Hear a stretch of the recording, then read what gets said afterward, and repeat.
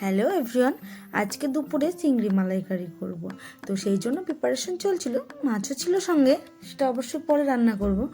তো আমরা সব কিছু একদম গোছগাছ করে নিয়েছিলাম, চিংড়িগুলো পরিষ্কার করে নিয়েছিলাম, তারপরে কাটাকুটি সব কিছু ঠিকঠাক করে কড়াই চাপিয়ে দিয়েছিলাম। আর এখানে পেঁয়াজ বেরেস্তা হচ্ছিল, পেঁয়াজগুলো লাল লাল করে ভেজে নিয়েছিলাম।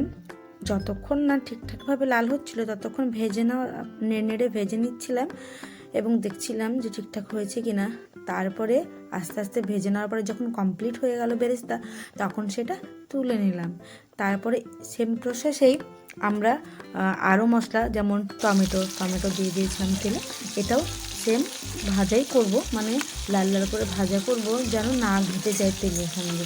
তো আমরা সেই জন্য হালকা হাতে এটা ভাজা করছিলাম, আস্তে আস্তে নেড়ে দিচ্ছিলাম, যেন এটা একটার সঙ্গে আলাদা না হয়ে যায়, লেগে না যায়, তেলটা যেন খারাপ হয়ে যায়। দেখুন লাল লাল করে কত সুন্দর করে ভাজা হয়ে গেল এবং এটাও তুলে নিলাম। সেম প্রসেসে আমরা আদা রসুন সব কিছুই ভেজে নিয়েছিলাম। তারপরে ভেজে নেওয়ার পরে একসঙ্গে সেটা মিক্সিতে পেস্ট করা হয়েছিল। আবার এখানে নারকেল ছিল, নারকেলটাও পেস্ট করে নেওয়া হয়েছিল, বাদাম সব একসঙ্গে পেস্ট করে নেওয়ার পরে আমরা মাছগুলি আগে ভেজে নেব। তো সেই জন্য আমি একটু নুন আর একটু হলুদ মাখাচ্ছিলাম মাছগুলো ভেজে নেওয়ার জন্য। ফার্স্টে বড় মাছটা ভেজে নিয়েছিলাম যেন তলায় লেগে না যায়। তো সেই জন্য ফার্স্টে বড় মাছগুলো একে একে ভেজে নিচ্ছিলাম। আর দেখুন মাছটা অনেকটা ফ্রেশ ছিল, তো সেই জন্য অসুবিধা হয়নি, বেশ ভালো হচ্ছিল ভাজাগুলো। এবং একসঙ্গে অনেকগুলো মাছ দিয়েছিলাম এবং আস্তে আস্তে হালকা হাতে সেগুলোকে নেড়ে চেড়ে ভেজে নেব। সেই জন্য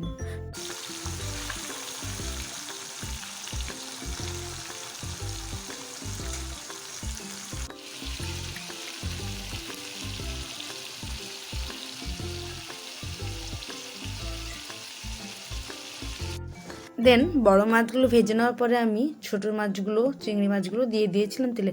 আর চিংড়ি মাছগুলো দেওয়ার পরে দেখুন তেলটা কেমন হয়ে গিয়েছিলো, যেন মনে হচ্ছিল চর্বি গলে আছে।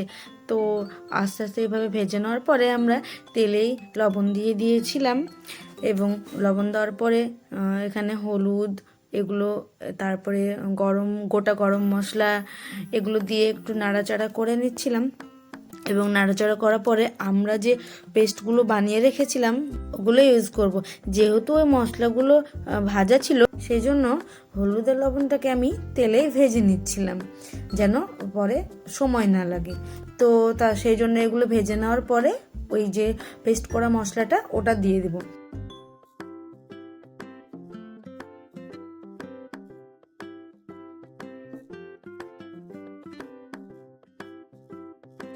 মশলাটা দেওয়ার পরে আবার নাড়াচাড়া করব, যেন মশলাটা ভালো করে তেলের সঙ্গে ব্লেন্ড হয়ে যায় এবং খুব সুন্দর ফ্লেভার হয়। সত্যি গন্ধটা খুব সুন্দর হয়েছিল এবং এটা কষানো হয়েছিল, বা কালারটা খুব সুন্দর হয়েছিল, যেহেতু এটা ভেজে নেওয়ার পরে পেস্ট করা হয়েছিল, সেজন্য কালারটা সত্যি অনেক সুন্দর হয়েছিল। এবং তারপরে আমরা গুঁড়ো মশলা দিয়ে দিয়েছিলাম। গুঁড়ো মশলা বলতে যে আমি নারকেলের যে দুধটা বের করে রেখেছিলাম সেটাই দিয়ে দিচ্ছিলাম মালাইকারির জন্য। এবং এটা যখন খুব ভালো করে ফুটে যাবে তখনই আমি চিংড়িগুলোকে দেব। তো ফার্স্টে আমি এটা খুব ভালো করে ফুটিয়ে নেব এবং কিছুক্ষণ ফুটিয়ে নেওয়ার পরে দেখুন এটা কত সুন্দর হয়েছিল, ঠিক হয়েছিল। তারপরে আমাদের যে চিংড়িগুলো ভেজে রাখা হয়েছিল সেগুলোই দিয়ে দেব এবং খুব ভালো করে নেড়ে নেব, মশলার সঙ্গে মিক্স করে নেব এবং মশলার সঙ্গে এটা কষানোর জন্য কিছুক্ষণ রেখে দেব। এবং এটা যখন ভালো করে ফুটে যাবে তখন আমাদের যে মিল্ক রাখা ছিল সেটাই দিয়ে দেব। তো এটা দেওয়ার পরেও কিছুক্ষণ ভালো করে ফুটিয়ে নেব এবং এটা যখন ফুটছিল তখন এত সুন্দর স্মেল হচ্ছিল, খুবই সুন্দর লাগছিল, একদম খুব খুব সুন্দর লাগছিল সেন্টটা। তো কেমন লাগলো জানাবেন, ভিডিওটি লাইক কমেন্ট শেয়ার করবেন, অবশ্যই সাবস্ক্রাইব করবেন।